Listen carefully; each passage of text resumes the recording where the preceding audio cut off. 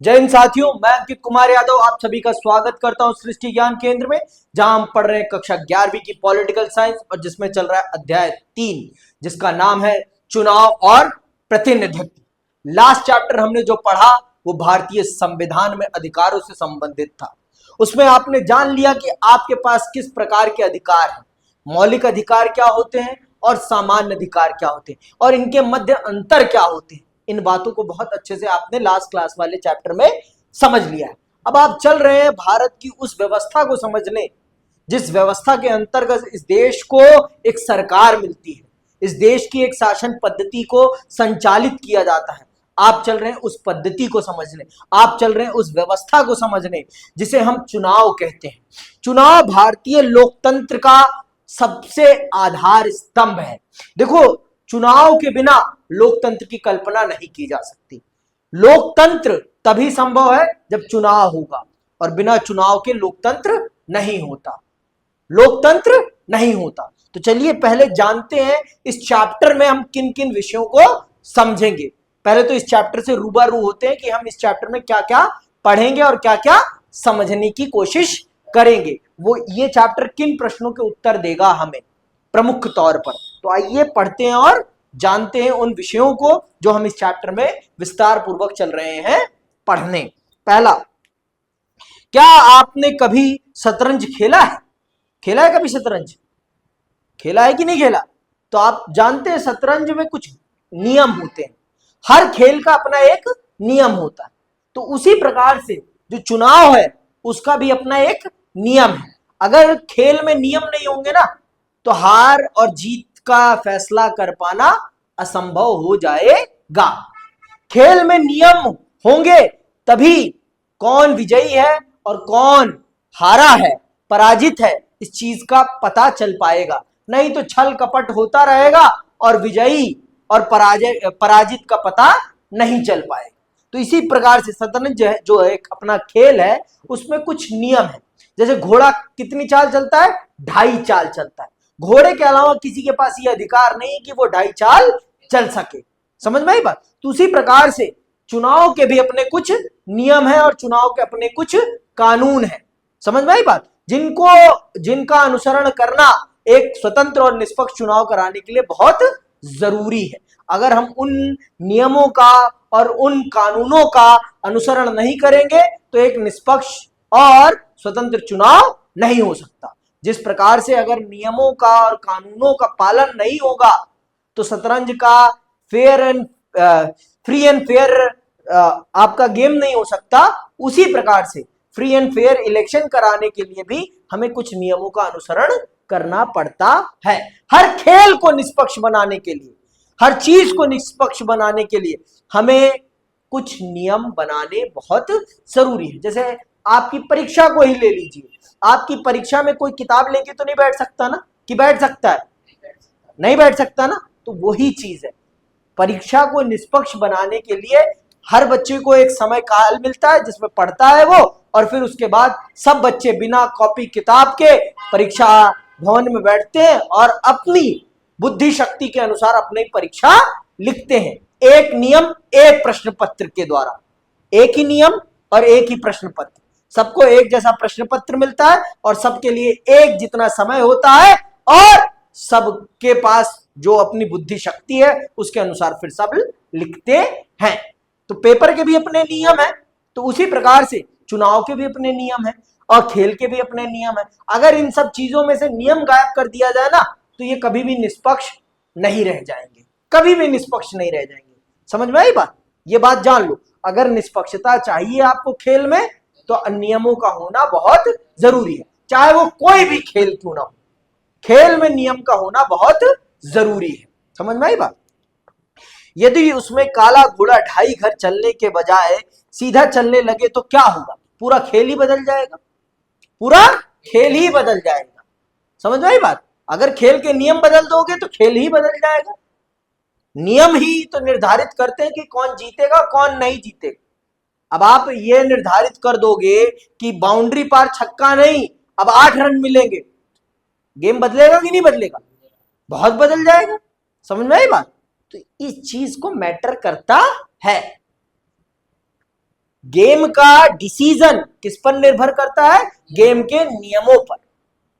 Game का परिणाम किस पर निर्भर करता है? खेल के नियमों पर। खेल के नियम जैसे होंगे वैसे ही खेल का परिणाम भी आएगा। ये बात बहुत स्पष्ट तरीके से अपनी इस बुद्धि में बिठा लो, सब लोग बिठा लो। समझ में आई बात? या क्रिकेट के खेल में यदि अंपायर ना हो तो क्या होगा? प्रत्येक खेल में हमें कुछ नियमों का पालन करना पड़ता है। इन नियमों को बदल दिया जाए तो खेल का परिणाम भी बदल जाएगा। इसी तरह प्रत्येक खेल में एक निष्पक्ष अंपायर होना चाहिए जिसके निर्णयों को सभी खिलाड़ी स्वीकार कर लें।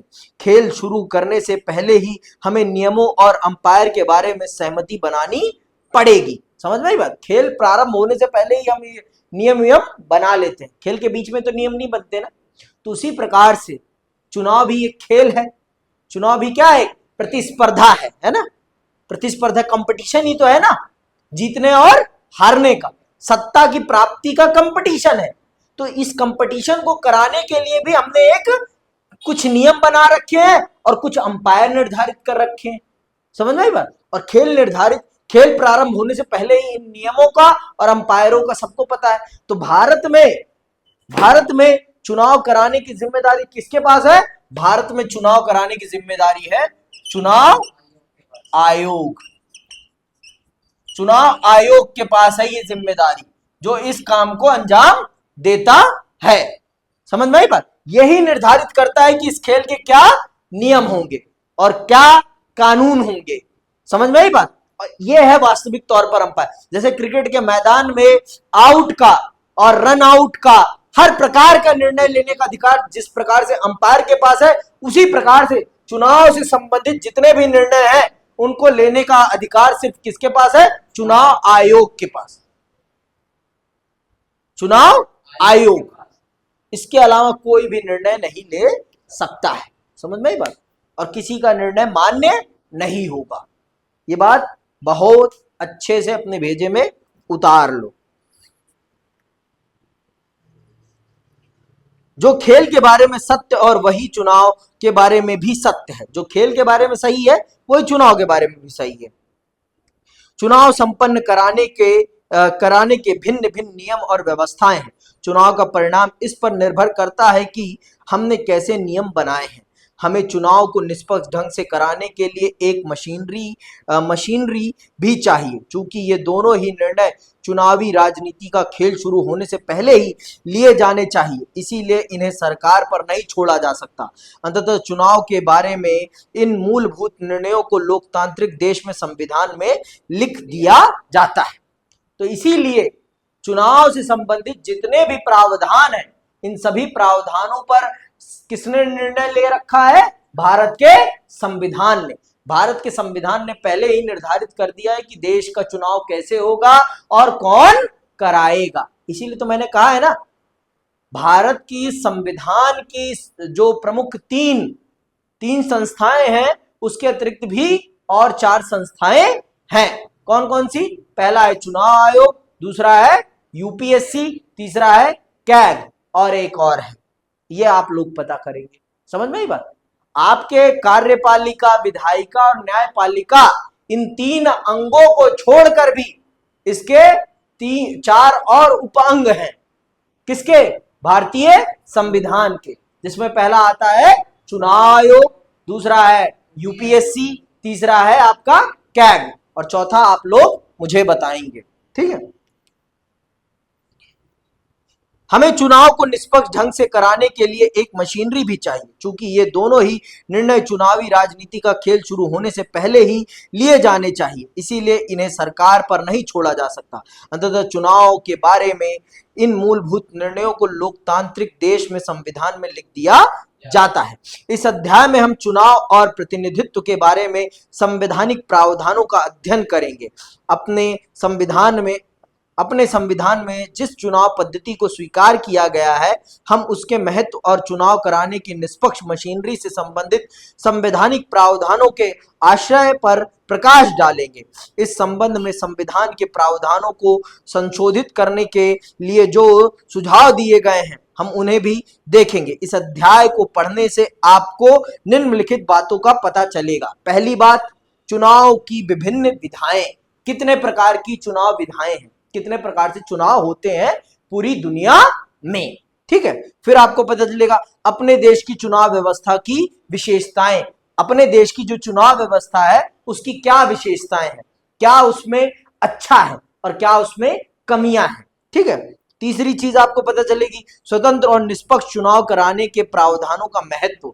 स्वतंत्र और निष्पक्ष चुनाव कराने का क्या मतलब है और इसका क्या महत्व होता है, ये बात आप जानेंगे। और चौथी चीज जानेंगे आप चुनाव सुधार पर होने वाली बहस। चुनाव में किस प्रकार के सुधार होने चाहिए, इस चीज के बारे में भी आप बहुत डिटेल पूर्वक समझेंगे इस किताब में। ये किताब आपको भारतीय चुनाव पद्धति से पूर्ण रूप से अवगत करा देगी कि भारत में चुनाव किस प्रकार से होते हैं और भारत का चुनाव इतना पेचीदा, इतना क्यों लगता है सबको, लेकिन पेचीदा है नहीं। इसे मैं जब समझाऊंगा आपको तो आइए समझते हैं चुनाव और लोकतंत्र। देखो चुनाव तो बतेरे होते हैं, चुनाव तो बतेरे होते हैं, लेकिन लोकतांत्रिक चुनाव बहुत ही कम होते हैं। चुनाव तो रशिया में भी होता है, चुनाव तो पाकिस्तान में भी होता है, चुनाव तो बांग्लादेश में भी होता है, चुनाव तो कोरिया में भी होता है, नॉर्थ कोरिया में भी, ठीक है। लेकिन भारत में जो चुनाव होता है, अमेरिका में जो चुनाव होता है, ब्रिटेन में जो चुनाव होता है, इनमें बहुत अंतर है। इनमें प्रमुख अंतर क्या है, ये निष्पक्ष है, ये स्वतंत्र है, ये किसी के दबाव में नहीं हो रहे, ये किसी के दबाव नहीं में हो, इन पर किसी का दबाव नहीं है। चुनाव और लोकतंत्र दोनों एक सिक्के के दो पहलू हैं, समझ में आई बात। लोकतंत्र में अगर किसी देश में लोकतंत्र है तो बिना चुनाव के लोकतंत्र नहीं हो सकता, लेकिन चुनाव बिना लोकतंत्र के हो सकता है। फिर से सुन लो, लोकतंत्र के बिना, अगर लोकतंत्र है तो बिना चुनाव के नहीं हो सकता, लेकिन चुनाव बिना लोकतंत्र के हो सकता है। समझ में आई बात, बात समझ में आ रही है। जैसे मैं आपको आपकी क्लास का उदाहरण देता हूं, ठीक है। अब मान लो आपकी क्लास में मॉनिटर का चयन होना है, 4 उम्मीदवार हैं, 4 व्यक्तियों ने, ठीक है, 4 व्यक्ति, 4 उम्मीदवार हैं, ठीक है। आपकी क्लास की मॉनिटर का चुनाव होना है। कितने बच्चे हैं आपके क्लास में? 40, ठीक है। 40 में कितने खड़े हैं? 4, ठीक है। 40 में से 4 खड़े, जिनको हम ऐसे नंबर से A B C D, ठीक है, A B C D। A को मिलते हैं 15 वोट, कितने मिल गए? 15। और B को मिले 10 वोट, कितने? 10। कितने हो गए? 25 हो गए। अब इसको भी मिले 10 वोट, कितने हो गए? 35 हो गए। और इसको मिले सिर्फ 5 वोट, कितने? 40। अब बताओ लोकतांत्रिक प्रक्रिया से जीता कौन? ए जीता ना, ए जीता। लेकिन मैडम को सी पसंद है, मैडम को सी पसंद है, मैडम को क्या पसंद है? सी। तो मैडम ने सी को मॉनिटर बना दिया। चुनाव हुआ, चुनाव हुआ ना, लेकिन लोकतंत्र का सम्मान नहीं हुआ, लोकतंत्र जाए भाड़ में। समझ में आई बात। तो यहां पर जो चुनाव हुआ ये एक लोकतांत्रिक चुनाव नहीं है, इसे हम एक लोकतांत्रिक चुनाव नहीं कहेंगे, इसे हम कहेंगे एक प्रकार से दबाव वाला चुनाव, क्योंकि यहां पर जनता ने जिसे चुना वो सत्ता में नहीं आया, यहां पर शिक्षक ने जिसे चुना वो आया है सत्ता। समझ में आई बात। और अगर ए बनता मॉनिटर तो एक लोकतांत्रिक चुनाव। तो बात समझ में आई। लोकतंत्र में बिना चुनाव के कुछ नहीं हो सकता, लेकिन चुनाव बिना लोकतंत्र के हो सकता है। बात समझ में आ गई, इतनी सी बात बस, और इसके अलावा कुछ समझने की जरूरत नहीं है। आगे आओ, पढ़ते हैं तो और विस्तार से समझेंगे। आइए हम अपने से ही चुनाव और प्रजातंत्र के बारे में दो प्रश्न पूछकर अध्याय की शुरुआत करें। क्या बिना चुनाव के लोकतंत्र कायम रह सकता है? कदापि नहीं। बिना चुनाव के लोकतंत्र कायम नहीं रह सकता। लेकिन दूसरा प्रश्न क्या है? क्या बिना लोकतंत्र के चुनाव हो सकता है? जी हां, हो सकता है। जी हां, हो सकता है। बिना लोकतंत्र के चुनाव हो सकता है, जनता को मूर्ख बनाने के लिए। जैसे क्लास में बच्चों को मूर्ख बनाने के लिए चुनाव कराया गया, लेकिन एट द एंड मॉनिटर उसे ही बनाया गया जिसे मैडम ने पहले से ही चाह रखा था। समझ में आई बात? तो बिना चुनाव के लोकतंत्र कभी सफल नहीं हो सकता है, पर बिना लोकतंत्र के चुनाव हो सकता है। ये बात जान लो आप। आगे सुनो। पिछली कक्षाओं में हमने जो कुछ भी पढ़ा उसके उदाहरणों का प्रयोग करते हुए हमें इन प्रश्नों पर चर्चा करनी चाहिए। पहला प्रश्न हमें एक बड़े लोकतंत्र में चुनाव की आवश्यकता के बारे में याद दिलाता है। कोई भी निर्णय लेने में सभी नागरिक प्रत्यक्ष रूप से भाग नहीं ले सकते। संभव ही नहीं है, संभव ही नहीं है प्रत्यक्ष रूप से भाग लेना डायरेक्टली। अब सबको रोज एक जगह तो बिठाकर चर्चा की नहीं जा सकती ना, कि चर्चा की जा सकती है। आप मुझे बताओ, 150 करोड़ लोगों को रोज एक जगह इकट्ठा किया जा सकता है? कदापि संभव नहीं। और इकट्ठा हो भी गए मान लो गलती से, तो आपस में कट मर जाएंगे, आपस में कट मर जाएंगे। पहली बात तो संभव ही नहीं है एक जगह इकट्ठा करना और इतने लोगों को मैनेज करना। इतने लोगों को मैनेज करना कदापि संभव नहीं है। तो हमने फिर क्या कर रखा है? हमने एक विशेष प्रक्रिया बना रखी है। हमने पूरे देश को कुछ निर्वाचन क्षेत्रों में विभाजित कर रखा है और हर निर्वाचन क्षेत्र के लिए एक प्रतिनिधि चुनने का उस निर्वाचन क्षेत्र की जनता को अधिकार दे रखा कि आप अपने प्रतिनिधि का चयन कीजिए अपने वोट के माध्यम से, और वो फिर आपके बिहाफ पर आपके लिए निर्णय लेने का काम करेगा। समझ में? और हमने इसे ही लोकतंत्र कहा है। इसे कहते हैं अप्रत्यक्ष लोकतंत्र। क्या कहते हैं इसे? अप्रत्यक्ष लोकतंत्र। समझ में आई बात? जिसमें हम अपनी बात को दूसरों के माध्यम से रखते हैं, उस लोकतंत्र को कौन सा लोकतंत्र कहते हैं? अप्रत्यक्ष लोकतंत्र। समझ में आई इतनी सी बात? आगे सुनो। तो भारत में कौन सा लोकतंत्र है? भारत में अप्रत्यक्ष लोकतंत्र है। समझ में आई बात? क्योंकि हम अपना निर्णय अपने प्रतिनिधियों के द्वारा लेते हैं, ना कि हम खुद लेते हैं। समझ में आई बात इतनी सी? आगे सुनो। कोई भी निर्णय लेने में सभी नागरिक प्रत्यक्ष रूप से भाग नहीं ले सकते। अंततः लोग अपने प्रतिनिधियों को चुनते हैं, इसीलिए चुनाव महत्वपूर्ण हो जाता है। हम जब भी भारतीय लोकतंत्र के बारे में सोचते हैं तो सहज ही हमारा ध्यान पिछले चुनाव पर चला जाता है। आज चुनाव पूरी लोकतांत्रिक प्रक्रिया के जाने पहचाने प्रतीक हो गए हैं। हम प्रायः प्रत्यक्ष और अप्रत्यक्ष लोकतंत्र में अंतर करते हैं। प्रत्यक्ष लोकतंत्र में नागरिक रोजमर्रा के फैसले और सरकार चलाने में सीधे भाग लेते हैं। इसे हम कहते हैं प्रत्यक्ष लोकतंत्र, जिसमें जनता खुद भाग लेती है सीधे तौर पर, वो होगा प्रत्यक्ष लोकतंत्र। परंतु जिसमें जनता सीधे तौर पर भाग ना लेकर अपने प्रतिनिधियों के माध्यम से भाग लेती है, उसे हम अप्रत्यक्ष लोकतंत्र कहते हैं। तो यह आपका 3 नंबर के प्रश्न में आ सकता है कि प्रत्यक्ष और अप्रत्यक्ष लोकतंत्र में क्या अंतर होता है। लिख लो बेटा, इसे लिखना भी होता है, ठीक है। प्रत्यक्ष और अप्रत्यक्ष लोकतंत्र में क्या अंतर होता है, उत्तर खुद लिख के लाना, अभी यहां नहीं बताना, ठीक है। आगे सुनो, अभी सुन लो, आगे बाद में लिखना। प्राचीन यूनान के नगर राज्य प्रत्यक्ष लोकतंत्र के उदाहरण माने जाते हैं। उनके लोगों की स्थानीय सरकारें, खास तौर से ग्राम सभाएं, प्रत्यक्ष प्रजातंत्र के निकटतम उदाहरण हैं।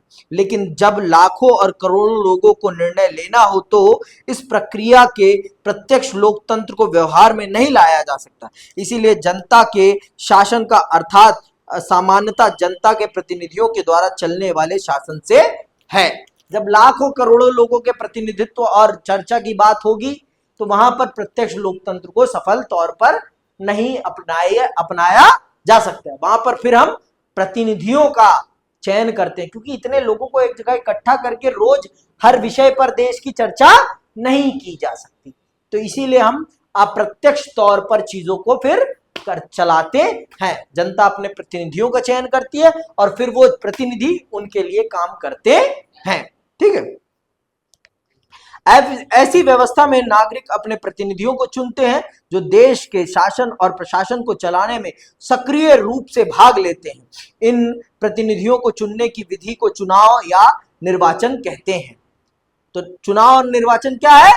उन प्रतिनिधियों को चुनने की विधि जिनको जनता के बिहाफ पर जाकर काम करना है। तो अंडरलाइन कर लो, चुनाव क्या है? चुनाव है शासन और प्रशासन को चलाने में सक्रिय रूप से भाग लेते हैं।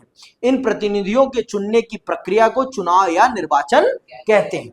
जो लोग हमारे लिए निर्णय लेने का और हमारे लिए काम करने का काम करते हैं, उनको चुनने की प्रक्रिया को ही चुनाव कहते हैं। समझ में आई बात? इतनी सी बात समझ लो तो सारी समस्याएं दूर। आगे सुनो। अंततः महत्वपूर्ण निर्णय लेने और प्रशासन चलाने में नागरिकों की सीमित भूमिका है। वे इन नीतियों के निर्माण में बहुत सक्रिय रूप से सम्मिलित नहीं होते। नागरिक उसमें अप्रत्यक्ष रूप से अपने निर्वाचित प्रतिनिधियों के माध्यम से सम्मिलित होते हैं। जिस व्याख्या में सभी प्रमुख निर्णय निर्वाचित प्रतिनिधियों के माध्यम से लिए जाएं, उसमें प्रतिनिधियों के निर्वाचन का तरीका बहुत महत्वपूर्ण हो जाता है। तो इन जो लोग हमारे जीवन से संबंधित निर्णय ले रहे हैं, उनके चुनने का तरीका विशेष होना तो जरूरी है, क्योंकि ये लोग हमारे जीवन से संबंधित निर्णय ले रहे हैं। तो इनके चुनाव का तरीका कोई सामान्य तो नहीं होगा ना, कि जिसको चाहा उसको बिठा दिया। इनको चुनने का तरीका बहुत ही विशेष होगा। तो वही जो विशेष प्रक्रिया है ना इनको चुनने का, वही हम आगे पढ़ेंगे। भारत कौन सी प्रक्रिया का अनुसरण करता है जनता के प्रतिनिधियों को चुनने की, ये हम आगे बहुत विस्तार पूर्वक समझेंगे। ठीक है।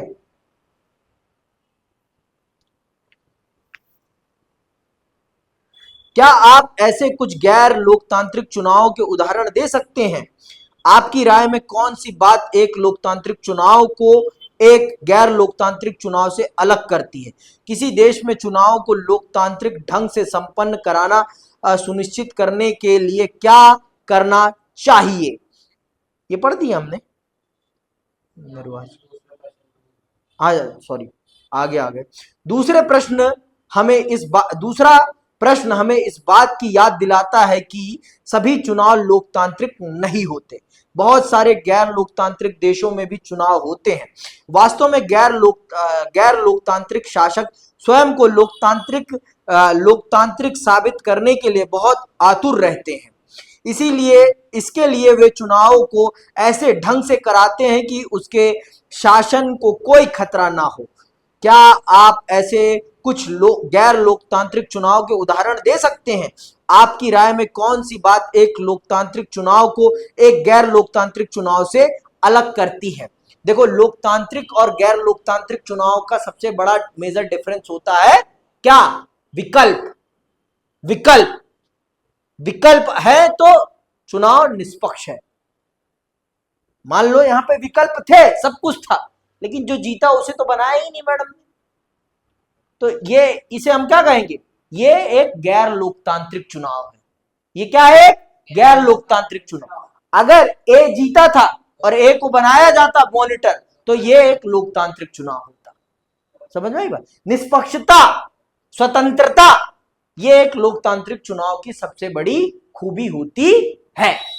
सबसे बड़ी खूबी विकल्प, निष्पक्षता और स्वतंत्रता, ये तीन चीज एक लोकतांत्रिक चुनाव की सबसे बड़ी खूबी होती है। अगर इन तीन चीजों का अनुसरण हो रहा है किसी चुनाव में, तो वो निष्पक्ष चुनाव है,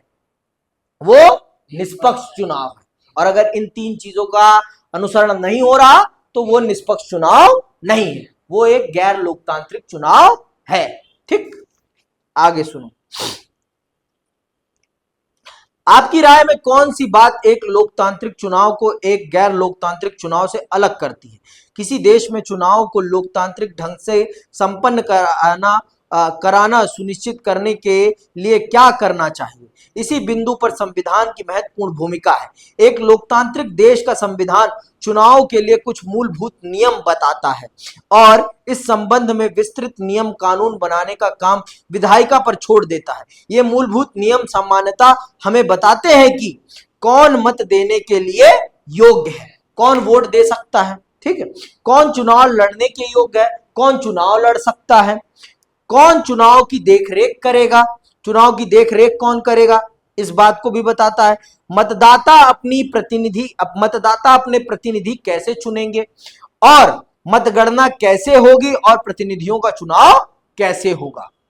अगर एक निष्पक्ष लोकतांत्रिक चुनाव होगा तो उसमें ये सारी की सारी बातें होंगी। पहला क्या कि वोट कौन दे सकता है, चुनाव कौन लड़ सकता है और चुनाव की रेख कौन करेगा और मतदाता अपने प्रतिनिधियों का चुनाव कैसे करेंगे और मतगणना कैसे होगी और प्रतिनिधियों का चुनाव कैसे होगा।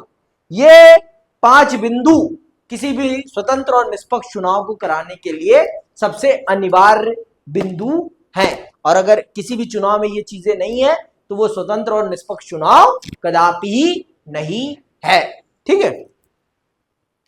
अन्य लोकतांत्रिक संविधानों की भांति भारत का संविधान भी इन सभी प्रश्नों का उत्तर देता है।